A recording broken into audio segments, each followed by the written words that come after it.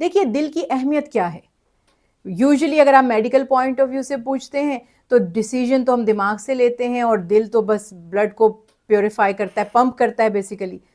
دین اسلام میں روح جو ہے یعنی کہ ہم جسم اور روح کا مجموعہ ہیں, اور جس طرح ہم کہتے ہیں نا کہ دماغ ڈیسیجن لیتا ہے تو ہمارے جو باڈی کے پارٹس ہیں وہ ایکٹ کرتے ہیں, اسی طرح سے دل ڈیسیجن لیتا ہے تو ہماری روح ایکٹ کرتی ہے.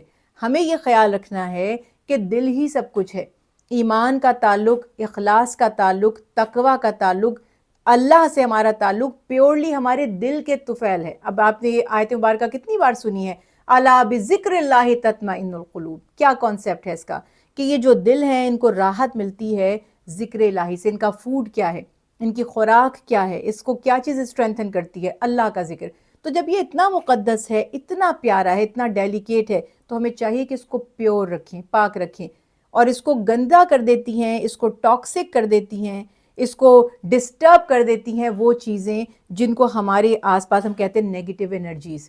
ان نیگیٹو انرجیز میں سے ایک انرجی یہ ہے کہ کسی کے بارے میں بدگمانی, کسی سے حسد, اور سم ٹائمز آپ اس میں قصوروار نہیں ہوتے, کوئی دوسرا ہوتا ہے, لیکن وہ بھی اگین آپ کے دل کو آلودہ کر دیتا ہے.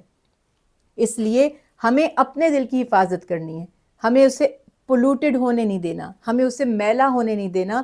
حتی الامکان کوشش یہ کیجئے کہ یہ سوچیں کہ یہ میرا جو دل ہے یہ مرکز ہے میرے جسم و روح کا, اور اللہ سبحانہ و تعالی کی رحمتیں ہوتی ہیں اس پر, انوار کا نزول ہوتا ہے. رسول اللہ صلی اللہ علیہ وسلم نے فرمایا کہ جب کوئی ایک گناہ کرتا ہے اس کے دل پر ایک سیاہ دھبا بن جاتا ہے, وہ توبہ کر لے یا کوئی نیکی کرے وہ دھبا دور کر دیا جاتا ہے. اور اگر وہ گناہ در گناہ کرتا رہے تو وہ دل مکمل طور پر گریجولی سیاہ ہوتا چلا جاتا ہے, اور پھر نور ہدایت اس کے دل میں داخل نہیں ہوتا. تو میں یہ سمجھتی ہوں کہ ہمیں لوگوں کو اتنا اپنے اوپر سوار نہیں کرنا چاہیے کہ جن کی وجہ سے ہماری دنیا اور آخرت دونوں خراب ہو جائیں. بیسیکلی تو ہم ہر بندہ اپنا فائدہ چاہتا ہے, لیکن یہاں پر وہ اپنے ہاتھوں سے اپنا نقصان کر جاتا ہے جب وہ دوسروں کے لیے بغض, کینہ یا کوئی اور دل میں جذبہ رکھتا ہے. تو دلوں کو پاک رکھیے, صاف رکھیے, کیونکہ یہ پیورلی اللہ کی رحمت کا مرکز ہے, یعنی یہاں پر اللہ تعالیٰ کی توجہ ہوتی ہے. اور ہمارے لیے یہ بات بہت اہم ہے, بجائے اس کے کہ ہم کسی نیگیٹو انرجی کو اپنے دل میں جگہ دیں, پازیٹیو انرجیز کو اپنے دل میں داخل ہونے دیں تاکہ اللہ کے نور سے وہ روشن رہ سکے. رسول اللہ صلی اللہ علیہ وسلم کی تعلیمات ذہن میں رکھیے. قطع رحمی یعنی کٹ آف کرنا رشتہ داروں سے بہت ناپسندیدہ عمل ہے, بہت زیادہ ناپسندیدہ عمل ہے. اس میں یہ خیال رکھنا چاہیے کہ اگر اتفاق سے کوئی جھگڑا ہو گیا, کوئی ڈسپیوٹ ہو گیا, کہیں کسی قسم کی ناچاکی ہو گئی, تو ہم پہل کر لیں صلح میں, ہم معاف کر دیں, ہم درگزر کر دیں, کوشش کریں کہ معاملات سمٹے رہیں, بنے رہیں. ہاں اگر کئی ایسی سچویشن میں آپ پھنس جاتے ہیں جہاں آپ دیکھتے ہیں کہ آپ ہر دفعہ خیر کے لیے ہاتھ بڑھاتے ہیں, دوسری طرف سے شر ہی آپ کو ملتا ہے, تو تب آپ اپنے آپ کو تھوڑا لمیٹڈ کر سکتے ہیں. اس میں یہ ہوتا ہے کہ خوشی اور غم میں اس تعلق کو صرف رکھا جائے, اور اللہ نہ کرے اگر رشتہ دار تکلیف میں ہیں تو ان کی تکلیف کو دل بڑا کر کے, یعنی مجھے زکوٰۃ دینی ہے, مجھے صدقہ دینا ہے, مجھے مدد کرنی ہے, بجائے اس کی کہ میں کسی غیر کی مدد کروں, اپنے اس رشتہ دار کی مدد کروں جو ضرورت مند ہے اگرچہ مجھ سے ناراض ہے. اب آپ یہ دیکھیے, آپ سوچتے ہیں کہ اس نے تو میرے ساتھ یہ کیا, اس نے تو مجھ سے بھلائی سے سلوک نہیں کیا, میں کیوں اس کو پوچھوں. آپ کا فائدہ اس میں ہے کہ آپ اسی کو پوچھیں. اس کو صدقہ دینے سے, اس کو زکوٰۃ دینے سے آپ کا فائدہ ڈبل ہو جائے گا, آپ کو 2 اجر مل جائے گا. تو کوشش یہ کریں. اور اس میں اتنی گزارش کرنا چاہوں گی کہ جو ہمارے تھرڈ پارٹی ہوتی ہے نا, یعنی میری اور آپ کی لڑائی ہے, تو کوئی نہ کوئی ایسا ہونا چاہیے جو ہماری صلح کرا دے. اور یہ اتنی بڑی نیکی ہے, اتنی بڑی نیکی ہے کہ آپ صلی اللہ علیہ وسلم نے فرمایا کہ جو کسی کی صلح کرانے کے لیے اپنے گھر سے نکلتا ہے, ایک ایک قدم کے عوض اس کو غلام آزاد کرنے کا ثواب ملتا ہے. اور جتنے الفاظ وہ بولتا ہے, یعنی کاؤنسلنگ کرنے کے لیے, کنونس کرنے کے لیے, صلح کرانے کے لیے, جتنے بھی وہ الفاظ بولے گا, اس ایک ایک حرف کے عوض اللہ سبحانہ وتعالیٰ اس کو غلام آزاد کرنے کے برابر ثواب دیں گے. تو یاد رکھیے, اگر آپ کے سامنے آپ کے عزیز رشتہ دار یا کچھ لوگ رشتہ دار ہیں اور آپس میں ان میں ناچاکی ہے, بجائے ان کی لڑائی کو بھڑکانے کے, ادھر کی ادھر لگانے کے, لگائی بجائی کرنے کے, کوشش کریں ان کا پیچ اپ ہو جائے, ان کی صلح ہو جائے, تاکہ معاشرے میں امن قائم رہ سکے اور ہمیں بھی اجر و ثواب حاصل ہو سکے. اچھا جی. حاسدوں کے حسد سے بچنے کا ہمیں حکم ہے، ہمیں اپنا دفاع کرنے، اپنا ڈیفینس کرنے کی ضرورت ہے، اور یہی وجہ تھی کہ سورہ فلق اور سورہ ناس نازل ہوئی، اور پراپر اس میں پورا چیپٹر ہے کہ آپ حاسدوں کے حسد سے اللہ کی پناہ طلب کریں۔ تو جب ہم کسی چیز سے پناہ مانگ رہے ہوتے ہیں تو ہم اس کے بارے میں کانشیس ہوتے ہیں، محتاط ہوتے ہیں، تو پھر آپ اپنے روٹین، کیونکہ دیکھیے حاسد کیا کرتا ہے، اس کا حسد بڑھتا چلا جاتا ہے تو وہ اپنی آنکھوں سے بھی، یعنی اپنی نظر سے بھی آپ کو نقصان پہنچانے کی کوشش کرتا ہے، اپنی زبان سے بھی نقصان پہنچانے کی کوشش کرتا ہے، اور اپنے عمل سے بھی نقصان پہنچانے کی کوشش کرتا ہے۔ اس میں تھوڑی سی احتیاطاً میں یہ گزارش ضرور کروں گی کہ خود بخود ہی مت سوچ لیجیے گا کہ کوئی آپ سے حسد کرتا ہے، مطلب میک شور کر لیجیے گا۔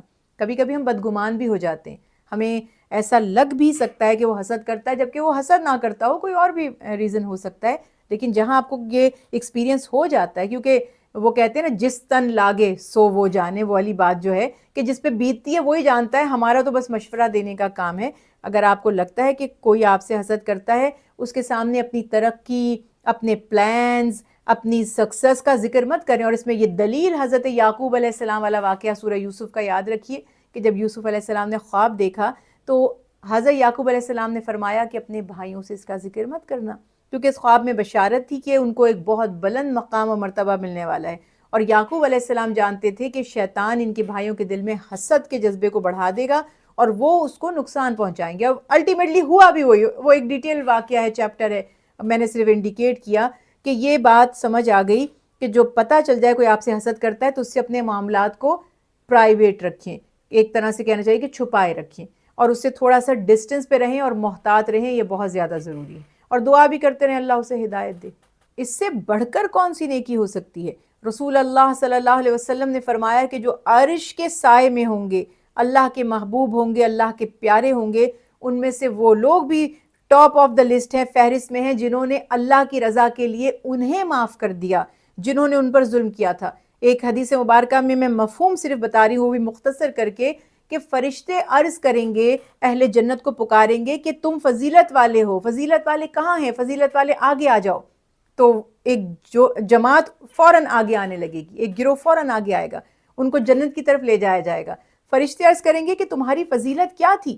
تو وہ کہیں گے کہ ہم جب کوئی ہم پہ ظلم کرتا تھا، زیادتی کرتا تھا، ہماری حق تلفی کرتا تھا، ہمارا حق مارتا تھا، ہم اس کو دیتے تھے، وہ ہم سے روکتا تھا، ہم اللہ کی رضا کے لیے اس کو معاف کر دیتے تھے۔ تو فرشتے عرض کریں گے بے شک تمہاری فضیلت برحق ہے، تم واقعی فضیلت والے ہو۔ اور آپ صلی اللہ علیہ وسلم نے فرمایا کہ جو اللہ کی رضا کے لیے کسی کو معاف کر دیتا ہے، اللہ سبحانہ تعالیٰ اس کی خطاؤں، اس کے گناہوں کو معاف فرماتے ہیں، اور فرمایا کہ اگر معافی مانگنے یا معاف کرنے سے تمہاری عزت کم ہو جائے تو قیامت کے دن مجھ سے لے لینا۔ اب اس سے بڑا دعویٰ کیا ہے؟ دینے والا کون ہے؟ ضامن کون ہے؟ گارنٹر کون ہے؟ کہ اگر آپ کو لگتا ہے سم ٹائم ایسا ہوتا ہے نا، ہماری ایگو ہوتی ہے، ہم کیوں معافی مانگیں، ہم کیوں لیٹ ڈاؤن کریں، ہم کیوں جھکیں؟ اگر ہم یہاں جھک جائیں گے، کئی جگہ جھکنے سے اٹھ جاتا ہے انسان، تو جہاں کا جھک جانا آخرت میں بہت بلندی پر پہنچ جانے کے برابر ہے۔ معاف کر دینا اچھا ہے، آپ ہیلدی بھی رہتے ہیں اور آپ کی روح بھی خوش رہتی ہے، اور اللہ کی رضا بھی اسی میں ہی ہے۔